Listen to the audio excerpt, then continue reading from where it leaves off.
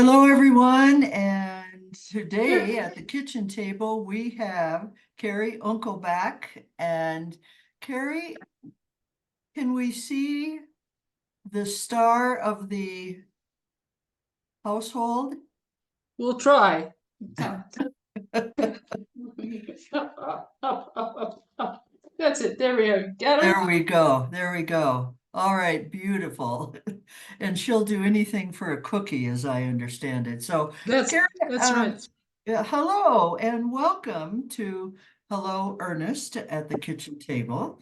And thank you for agreeing to come on today and share with us your writing experience. The whole purpose of our podcast is to link writers with readers and kind of give people an idea of what their great next read could be. So let's get started. Let's find out about you. And what I'd like to do is begin first with a question that our listeners really want to know. What inspired you to start this writing career or this next career in your case? Well, it was a question of Max. And Max is featured on the front cover of the book, and he was just a wonderful dog. We adopted him when he was 4 from a guy who bought him as a 5-week-old puppy, which is way too young. And he was Wow. He ended up traveling a lot, so he couldn't take care of Max the way he wanted to. Sure. So Max was a terrific dog. And then we heard of the news about his breeder, Dodi Carrizo. And so I want to know why she did what she did and if she was held accountable. And that's what started me on my journey. Okay, all right. And what is it in your background that makes you such a great writer? I've read the book and really enjoyed it. But what Thank you. were you born with this gift or did No, you no, invent it? I've had to work hard at making a book, making my writing into a book. I first was a newspaper reporter. Ah, My father was a writer about dog books, and he had been interviewed by a reporter. And so I needed a job when I was in college and during the summertime. And I responded to a teletypist ad at this guy's bureau. I didn't even know what a teletypist was, and I couldn't type. So I waited outside. It was pouring rain. I remember going for an interview, and I waited outside the door, and this guy came running up the stairs, huffing and puffing. Why didn't you open the door? Well, I didn't want to. I knocked, but no one answered. So he invited me in, and he started interviewing me, and then he gave me a typing test. Well, finally, after a couple of minutes, I looked down and I had just typed off the whole page, and he just laughed and ripped it apart, and I got the job. So he could see something in me. So my dad actually, I think, helped me get my first job. But then that summer I started getting little news reports to do, the police blotter or club Oh, news, yes. and it went from there. So Wow. that's kind of Yeah. when it started. Then I became a lawyer, and so I had to balance being a lawyer and that type of writing to reporting. And so I'm kind of just the facts, ma'am. That's the kind of writer I am. Yeah. And so this book then, I'm assuming is a nonfiction, right? Right. It's a true story, and that's kind of horrifying in and of itself. The light part of it is about Max and how Max grew into our family. And he was just a wonderful dog. I never adopted a dog before. So my family hadn't. So they had bred Labradors for years. So this was a new experience, experiencing Max and all his foibles. But he was just fun and great. Wow. So Max was really, the adoption of Max was really the kickoff for the idea to write this book then? Well, it adopting Max was part of it, but I started writing it many years later after we adopted him. So, but when Okay. I wanted to find out more about his breeder and what she did, why she did what she did. So but he was the inspiration. And so Okay. one of the things I had to do was talk to the family. And I was kind of dreading that. So, they want to know why I was writing this book about their sister. And I just told them all about Max and I convinced them. So they talked to me. They were very, very nice. So Okay. All That was right. great.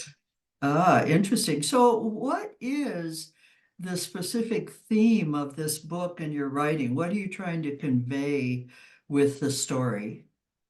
Basically, responsible breeding of dogs and responsible ownership of dogs. It goes hand in hand.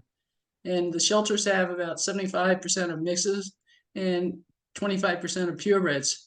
But on each category, they're bad breeders. Why are these people letting these mixed breeds, breed all the time, and then knowing that they're going to go to the shelter? And some of the breeders, but it's a small percentage, I think, just breed purebreds to get the money. Although it's been these doodles, mixed breeds. I think people breed those things for money, and I'm opposed to that. Yeah, I think we yeah. should help develop the breed. I see. Okay. And what do you think will happen as a result of, what you're campaigning here? And do you expect to see a change with your readers? I would hope so. I had one reader down in Santa Fe, and I didn't know that she had gotten the book, but she emailed us. And so, anyway, I connected with her, and she was about to purchase a puppy. She put down a deposit up here in the metro area. She's from New Mexico, and she wanted a yellow male, and she wanted to know if the breeder was reputable. Well, I didn't know the breeder, but I Googled the breeder and went, whoa, wait, some red flags are there. And Really? I told her what the red flags were. They're just breeding for breeding's sake. And the dogs, yeah, they look like Labradors. Oftentimes they don't, but this time they did. But they bred too much and didn't have health clearances. So I told her that, and she told the people she didn't want the puppy. So she was going to wait and down the road get one from a reputable breeder. So that was Wow. really rewarding. And that was Yeah. based on reading my book. She wanted to get in contact with me and find out how she should go about finding a breeder. So that Great. was rewarding, yeah. Yeah, yeah, that just sounds amazing that you got that kind of feedback. That's incredible. So thank you for that, I should say. What happens in your writing process, Carrie? Sometimes I think it's hard when you're writing, especially a nonfiction, so much has to go into it. What keeps you motivated? Well, in this case, it was Max. I really wanted to know about the breeder, and so I tried to talk to as many people as I could, and I talked to a lot more people that are included in the book. And it was interesting. I hear some banging, sorry. Um, and so he was the one that drove me. And the more I found out about it, the more I wanted to know. It was kind of different angles. And so I went down the different paths, etc., and talked to people. And most of the people were very cooperative. Some weren't, but most were. Mhm. What was the key learning that came out of that whole process of this nonfiction? Do you have one? I think that you have to have persistence, that's for sure. And there were times where life events intervened and I put it aside. I just couldn't deal with it. But I used my training as an attorney and got certain records that most people probably wouldn't have gotten. So, but I knew, I also practiced in Colorado, so I knew some people and they kind of helped pave the way. So, excuse me. So that helped a lot. But Max was my motivating feature. Okay, and the book takes place in Colorado, is that right? Right, in northern Colorado, in the Berthoud and Longmont area. Lovely Okay, area. all right. Okay, good, And good, good. Boulder too. So, in the process of writing, can you talk to us a little bit about how you edit or revise or just what that process looks like? Right. I started a little late, I think, on the editing process. I should have really tried to hone it down. The hard part was knowing what to take out, knowing that I had too much information and there wasn't Oh, much of a story. But yeah. that was hard because I'd spent a lot of time trying to interview people. And it sometimes it took weeks and months to even get in touch with these people. But I think looking back, I would have hired a copy editor earlier. And she only saw, I think, one instance where I was duplicitous. So that was good. But it was a long slog. And I think I should have had it edited earlier to Oh, cut. But So, yeah, I'm sorry. no, I was going to say, so what does that process feel like when you get a copy editor and what happened with the work that she did? She was really good at editing words and phrases and that type of thing. And I had to figure out her symbols. That was the first problem. I didn't know what they meant. So, and she was very cooperative and helpful in that way. And she gave me comments, kind of overall about the book, and she enjoyed it. So that was good. So, but she was really good and helpful. My proofreader at the end was okay, but I knew more about the Chicago manual of style than he did.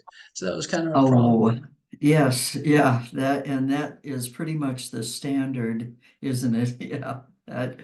So, did you use these people or hire these people at the end of the process? Do you have a publisher who hired them? What did you do on getting this book published? Well, I hired the lady probably 2 years before the copy editor, and then I had this. It's my book is self-published. I sent out a lot of queries, and I got some good comments back, which helped me adjust the book. And I had some read-throughs, but they all thought the subject matter just wasn't for them, which was fine. And some wanted other things that I couldn't give them because this is a factual book and I can't make up stuff. And they wanted to know more about the breeder's background and kind of thought process. And there's some things you just couldn't give. You could implicate things by talking to different people, but interestingly for me was that each set of friends, the dog friends, the pottery friends, or family, they all saw her differently. But with my book, you see the whole picture of her, and I didn't realize that till later that people got it because I could see her as a whole person, but these other people only saw snippets of her. She was very much of a chameleon, for sure. Wow, okay. And is she still breeding dogs? No, she has passed on, so she is not breeding dogs. So that's a good Okay. thing that she's not breeding dogs, at least. Yeah, yeah. And Mo- hopefully her life will lead people to understand why they need to be friends and help people out too. Yeah. Well, and I think that's the message I got from reading your book. I certainly appreciated it. And I know nothing about dog breeders, so it really opened my eyes. And I wanted to thank you personally and Thank you. publicly for writing this and the research on it. So, yeah, good job. Moving along to other writers who are getting started, do you have any advice for people coming into a writing career? Well, I wouldn't quit your day job, that's for sure. I Okay. think I've covered my expenses, but that's about it. And my best luck on selling books have been to as fundraisers and helping shelters and lab club rescues, that type of thing.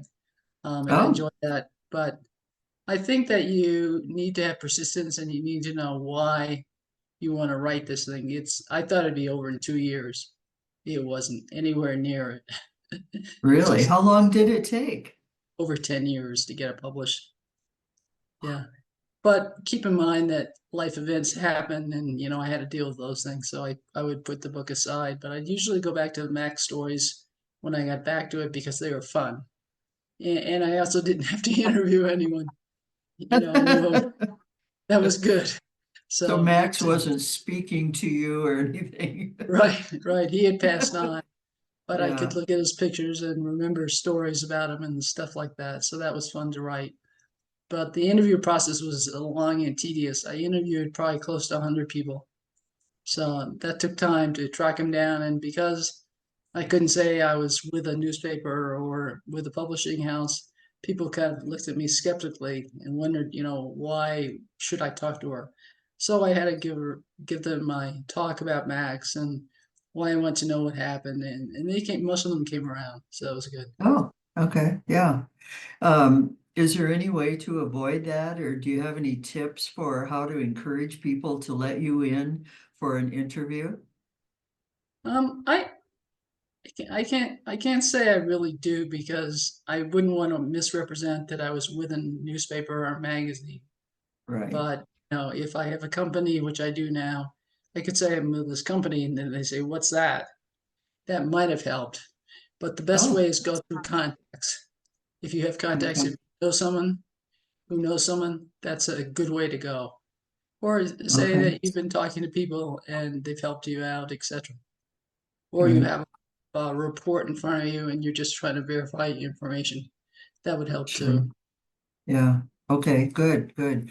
Yeah. And I think what we're trying to do with podcasting is we're trying to tune people in to what it might take. And if it's a rough road to hoe, it might, for some people, it might mean I don't want to do nonfiction. I want to strictly do fiction, so I don't have to do a lot of research. But I think, from my experience, it still takes research, and you want to be sure that what you're writing is at least believable. And that Right. sometimes takes some work.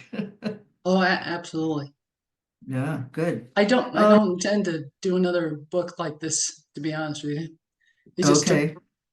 it was rewarding, but it took way longer than I thought. Right, right. And I think you've researched the person you were connected to. You were connected to Max, the dog, and that dog's experience was important to you. So it makes sense that you went after maybe one and done in this case. Right. What do you see for writing going forward? If you're not going to stick with this subject, what's next on your horizon? Basically, definitely fiction, that's for sure.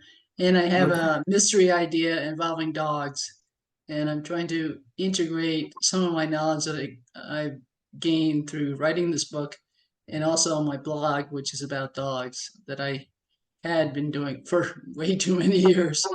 And Okay. I intend to do it again, but not quite yet. All right. So Okay. hopefully a Good. mystery.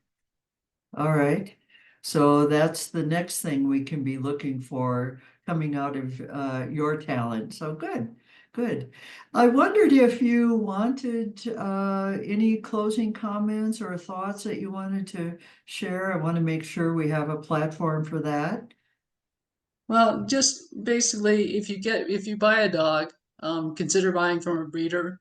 Make sure you go to a reputable breeder by going to the national and the local dog clubs. They probably know who's a good breeder, and just don't go to a backyard.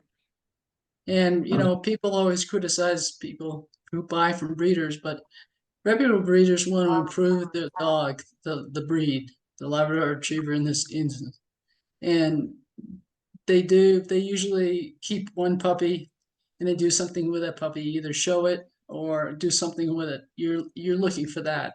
You don't want just to go to someone who just breeds. That doesn't make sense. And look at the health clearances. That's very important. My book okay. describes check those out and check the breeders. So that's critical, I think. And we can find that information in your book. Is that right? Right, right. Okay, all right, all right, good. I wondered if you had a few minutes today to end the interview. I'd like to have you read from your book if you have a few minutes. Oh, sure. Let me get a copy here. That would be All good. right, okay, great.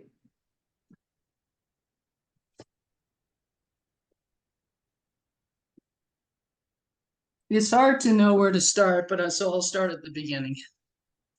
And All that kind right, of it's a hard chapter to write, but it gets you into the nuts and bolts of why you have to be careful. all right, good. Let's hear it.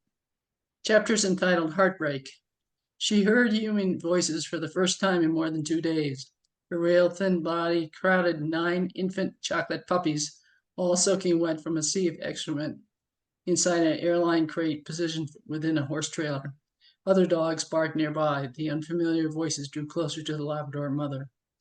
50 miles to the south, Vicky Wicks picked up the telephone in the number home that she shared with her husband. "Hi, it's me. I'm in Missouri," came the familiar voice of her sister-in-law, Dodie Carrizo. Why are you in Missouri? I couldn't take it anymore, so I left. I fed and watered them and left. I left a note for Carl to call the Humane Society.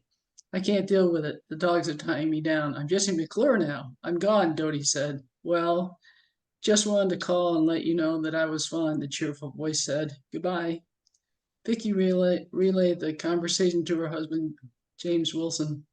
The couple realized Dodie intended to stay in Missouri. They knew James's son had moved her Labradors to the new location, but didn't know where or how many dogs she had. The canines would be in crates. Meteorologists predicted high temperatures in the 80s for that Saturday. They need to find the Labradors to feed and water them. After that, they weren't sure what they'd do. James called his son to learn the dog's whereabouts and arranged to meet him. They drive together to the canines location in northern Colorado. Just a couple more graphs. Rigo Niera looked forward to watching a movie inside an air-conditioned theater to find relief from the heat on that Saturday, July 3rd, 2004. Cell phone rang at about 12:30 p.m. He listened to the coworker from the Larimer County Humane Society explain that a man called about 8:50 a.m. to report his new internet skipped and left behind 20 Labradors. The man, he said, he tried to find homes for the dogs and bring the remainder to the Humane Society in Fort Collins. After checking the animals,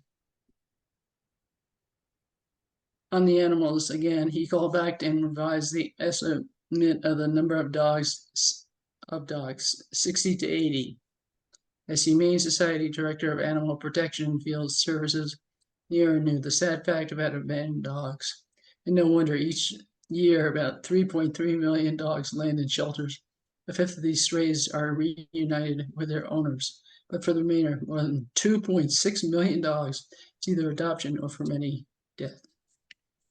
So, Wow. and Wow. this, All right. Wow. That is quite the start to the book. So good. Thank you for that. thank you. I appreciate it. Excellent.